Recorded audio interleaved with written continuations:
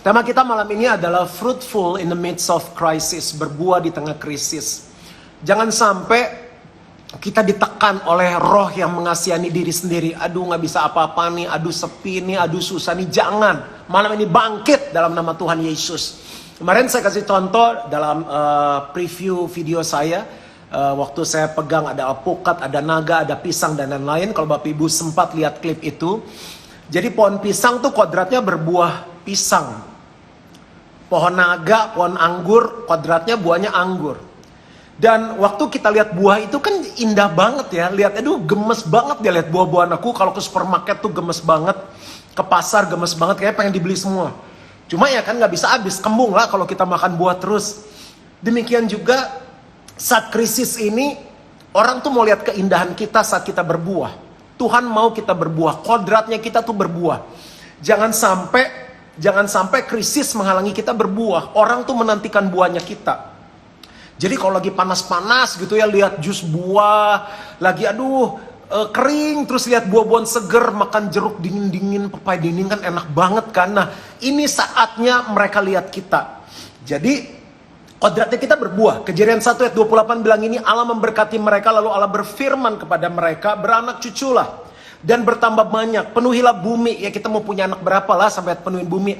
Anak ya paling 3, 5, zaman dulu anak 10, sisanya anak-anak rohani lah ya. Tuhan mau penuhi bumi ini dengan anak-anak rohani. Penuhilah bumi dan taklukkanlah itu, berkuasalah atas ikan-ikan di laut dan burung-burung di udara, dan atas segala binatang yang merayap di bumi. Bahasa Inggrisnya keren banget pakai kata fruit. And God blessed them, and God said unto them, be fruitful. Sama-sama bilang, be fruitful, and multiply, and replenish the earth, and subdue it, and have dominion over the fish of the sea, over the fowl of the air, and over every living thing that move upon the earth. Jadi, COVID-19, virus ini gak bisa menguasai kita. Karena Tuhan bilang ini kuasai bumi, termasuk virus yang ada di dalamnya kita kuasai. Haleluya, kita harus berbuah malam hari ini. Nah, waktu kita berbuah di saat-saat seperti ini saatnya berbuah karena banyak orang perlu buah kita. Banyak orang lagi susah, lagi stres, kita harus jadi jawaban bagi mereka. Walaupun kita di rumah ada teknologi yang bisa menembus tembok-tembok. Saya kasih ayat dalam Roma 10 ayat 13-15. Sebab barang siapa yang berseru kepada nama Tuhan akan diselamatkan. Mereka yang sedang susah saat ini, kalau mereka berseru kepada nama Tuhan akan diselamatkan, disembuhkan, diberkati, dibukakan jalan. Ayat 14. Tetapi bagaimana mereka dapat berseru kepadanya jika mereka tidak percaya kepada dia? Bagaimana mereka dapat percaya kepada dia jika mereka tidak mendengar tentang dia? Bagaimana mereka mendengar tentang dia jika tidak ada yang memberitakannya? Ayat 15. Dan bagaimana mereka dapat memberitakannya jika mereka tidak diutus? Seperti ada tertulis, dengar baik-baik, seperti ada tertulis betapa indahnya kedatangan mereka yang membawa kabar baik. Jadi kita tuh seperti buah-buahan yang bikin orang tuh gemes sama kita, nungguin kita. Cuma kita di rumah terlalu banyak rebahan. Kan ada cerita yang beredar di sosmed. Kalau kita ntar udah tua, cerita anak cucu kita dulu waktu opa oma masih muda, ada virus yang jahat banget namanya COVID-19. Tapi opa oma kalahkan itu. Cucunya bilang, wih opa hebat, oma hebat. Gimana caranya? Opa sama oma cuma rebahan aja di rumah. Itu kan joke ya kan? Jangan sampai Netflix dan teman-temannya membuat kita tidak berbuah.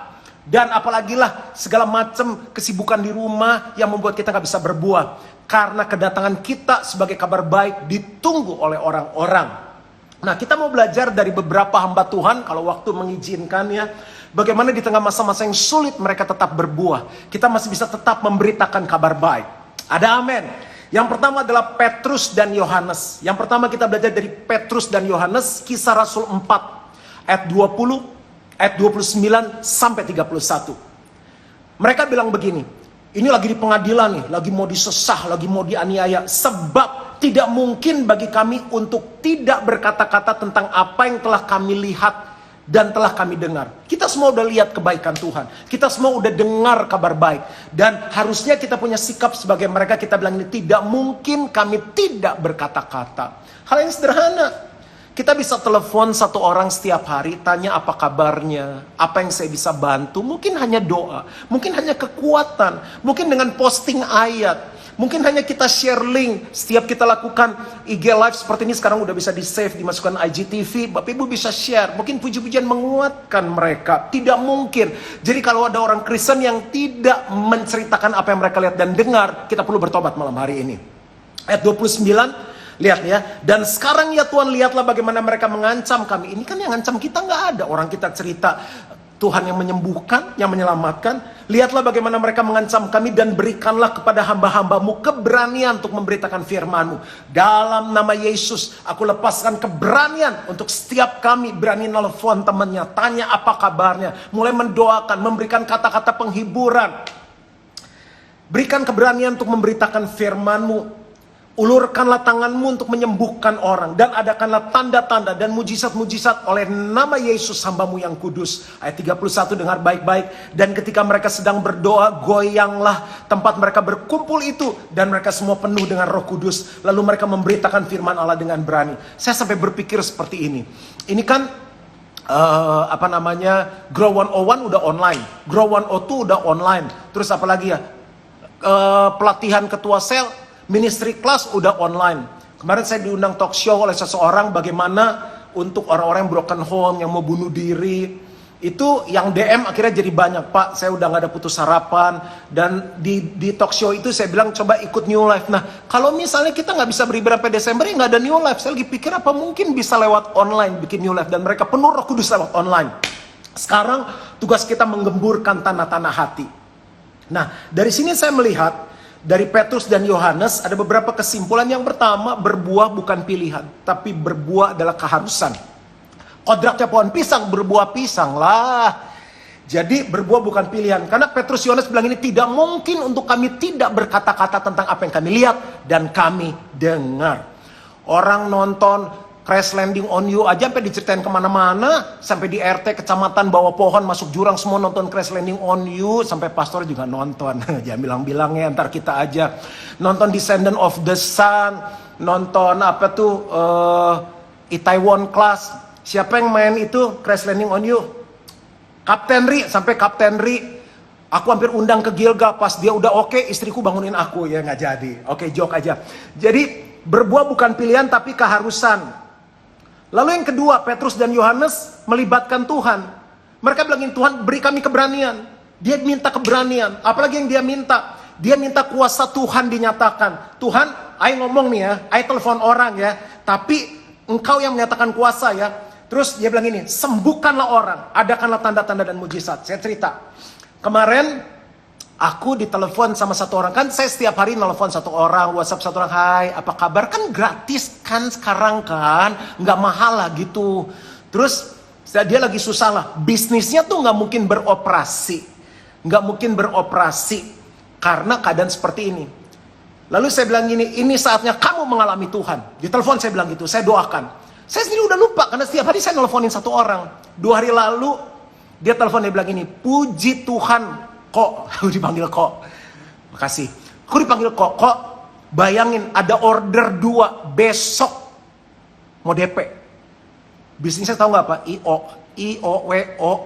Siapa yang mau kawin lagi kayak begini? Mesen ada order. Gitu. Dan dia bilang, aku seneng banget kok. Saya bilang, jangankan kamu, kok juga seneng. Tuh bayangin, cuma telepon, cuma WhatsApp. Tidak mungkin kami tidak berkata-kata untuk apa yang kami lihat dan kami dengar. Mujizat urusannya Tuhan. Bagian kita harus berbuah, kodrat kita berbuah. Yang kedua, yang terakhir, kita belajar dari yang namanya Barnabas. Coba bilang sama-sama, Barnabas. Bagus banget. Yang lagi hamil mau punya anak, kasih nama Barnabas. Anak penghiburan. Kisah Rasul 11 ayat 24. Bunyinya seperti ini, karena Barnabas adalah orang baik. 1, siapa orang baik? Yang kedua, penuh dengan Roh Kudus. Yang ketiga, dan iman. Sejumlah orang dibawa kepada Tuhan. Dengar baik-baik, enggak harus pendeta. Orang baik, penuh Roh Kudus, dan iman. Orang baik apa artinya? Saya pelajari, Alkitab mengajarkan gini. Orang baik itu pertama dia melayani dengan sukacita. Melayani itu enggak harus di gereja. Kirimin kue loh, kirimin buah, kirimin rendang. Kan kita banyak saling tuker-tuker menukar makanan tuh, ya kan? Emang lu bisa habisin semuanya, ntar endut lu. Orang temen saya telepon, bro gue naik 7 kilo nih, aduh. Apa tuh namanya kalau kalut ya? Naik 7 kilo, gugup ya, gimana 7 kilo dong. Daripada gitu bagi-bagi, itu lakukan dengan sukacita. Lalu memberi dukungan dengan semangat. Kita juga lagi susah, tapi harus bilang sama mereka gini, semangat bro, semangat sis, maju, Tuhan beserta kita. Kita juga gak bisa apa-apa kan, tapi kita beri semangat. Nah itu Barnabas. Selalu memikirkan cara untuk menolong orang. Menolong bertumbuh. Tangannya pastor kenapa ini main gitar, terlalu sering, luka, banyakan konser. Terus mengajarkan orang-orang baru pelajaran tentang Tuhan. Banyak sekarang orang nanya Tuhan, bingung, aduh gimana nih ini akhir zaman atau apa, jelasin. BTW nanti ada kelas akhir zaman loh. Bagus banget, harus ikut tuh semuanya. Aku juga ikut. Tanggal berapa hari Rabu depan tuh? 24 ya kalau nggak salah. Itu harus ikut akhir zaman, bagus ya. Jangan ikut kelas jodoh doang, akhir zaman harus ikut. Jadi orang baik tuh melayani dengan sukacita, memberi dukungan dan semangat. Cuma bilang nih, semangat bro, ciayo. Padahal kita juga lagi perlu disemangatin. Selalu memikirkan cara untuk menolong orang dan menolong orang bertumbuh dalam iman. Lalu mengajarkan orang hal-hal yang baru. Banyak orang mau mesbah keluarga nggak ngerti gimana sih caranya mesbah, gimana sih ngatur keuangan di masa krisis. Duh, anak-anak gue pengen gue setrum deh semua liburan udah kepada cacing kepanasan. Nah, ajarin parenting gitu.